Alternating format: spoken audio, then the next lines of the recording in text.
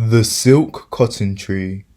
If you had the pleasure to be raised in the Caribbean, play outside and explore local lands around you. Did you ever have the experience of being warned to avoid certain places, to refrain from touching certain trees? Not because they are poisonous or have toxic sap, but instead because of the bad omens that the tree is known to bestow on those who get too close to it. Within many islands, this bad omen is associated with the silk cotton tree. The notion of certain trees being dangerous is thought to stem back to when Taínos reigned over many of the Caribbean islands. The Taínos believed that the forest was inhabited by spirits called opias. Opias are the spirits of the dead, which are indistinguishable from humans except for their lack of navels.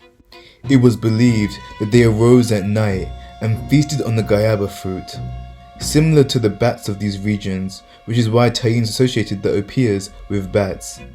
And ultimately, it was believed that silk cotton trees attracted these opias, who would bring bad fortune to any mortals who came too close to their homes. However, with time and the introduction of different mythologies from West Africa and Southeast Asia, the names and powers of these creatures would change. Today, if you were to go to the countryside and hear tales that would give warning against wandering too close to specific trees, you may hear locals refer to this tree as a jumbi tree.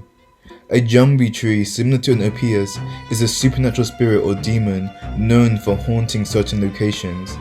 Typically, jumbis would inhabit silk cotton trees, but on some occasions were known to inhabit kapok trees, samau trees, or bombax trees. Why jumbis prefer these species of trees in particular is unknown, but for the poor souls who disturb a jumbi's home or even cross a jumbi shadow, they may find the jumbi paying them a visit in their own home during a full moon. Yet while the danger of the jumbi tree is respected, it was not always something to solely fear. In post-colonial times, people would leave offerings beneath the tree to placate the jumbi spirits. Some even believed that these trees were the gateway to the jumbi world, leading them to also be known as halfway trees. In some tales, it was even said that to cut these trees down to a stub would release the jumbis into the world of the living, where they would wreak havoc. But some of the most famous stories stem from the time when slavery was a common practice within the Caribbean.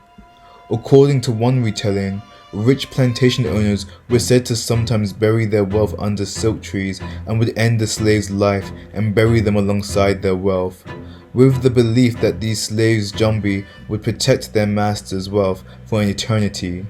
They would plant the silk tree over the unmarked grave to both mark their wealth and disguise it, which is why some believe that if you stumble across a haunted tree, it is a slave's jumbi still working for their master, guarding their wealth and harming any that come too near. If you enjoyed this deep dive into the mythology of the silk cotton tree and wish to learn more about the gods, creatures and monsters from the African diaspora, please don't forget to comment, like, share and subscribe.